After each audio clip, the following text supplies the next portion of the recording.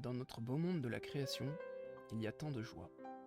Je dois seulement les chercher, les trouver, les rendre sûrs pour moi et les comprendre. En même temps, je ne dois pas dédaigner les petites choses et les plus petites, sinon j'écrase beaucoup de joie. Car je dois considérer que je ne regarde pas seulement vers le haut, et pas seulement les grandes choses et les plus grandes choses, mais que je dois aussi regarder et respecter les petites choses qui se trouvent sous mes pieds et devant moi. Je dois aussi me contenter de mon sort, car en me plaignant et en gémissant, je ne fais que me nuire et ne m'avance en rien. Je suis toujours le forgeron de mon propre destin, et sa roue continue de tourner inlassablement, que je pleure ou que je ris. C'est pourquoi je dois façonner ma vie dans la joie et l'allégresse pour ne pas me plaindre et ne jamais être désespéré, mais poursuivre mon mode de vie avec assurance, confiance et courage, afin d'en tirer de grandes choses et de ne pas connaître de jours sombres, même dans la plus grande tristesse. Ainsi, je profite de la vie parce que la lampe de ma vie brille encore. Je sens le parfum des roses, je ne cherche pas leurs épines.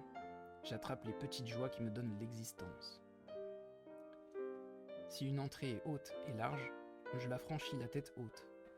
Si elle est petite, basse et étroite, je me baisse pour ne pas me cogner. Si une pierre se trouve sur mon chemin, je la soulève, mais si elle est trop lourde, je la contourne. Si je rencontre un être humain, j'en suis heureux et je le salue. S'il veut me parler, c'est une joie de pouvoir le faire. Et si je vois des créatures, des fleurs ou des buissons sur le chemin, alors la joie et le bonheur bouillonnent en moi, tout comme lorsqu'un oiseau gazouille, que le soleil brille, ou que la pluie ou la neige tombe du ciel. Ma joie est également infinie lorsque je vois les étoiles scintiller dans le ciel nocturne, lorsque la forte tempête rugit à mes oreilles, lorsque les éclairs zèbrent l'air et que le puissant tonnerre secoue le monde.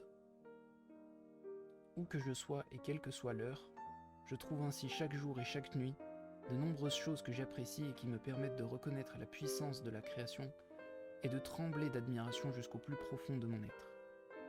Et la clé de voûte de mes pensées est que toute la splendeur du monde et de l'univers crée en moi infiniment de joie, de bonheur et d'harmonie, de telle sorte que je m'attarde dans le plus grand respect pour le formidable déploiement de splendeur et d'amour de la création, dans une dévotion révérencieuse et silencieuse.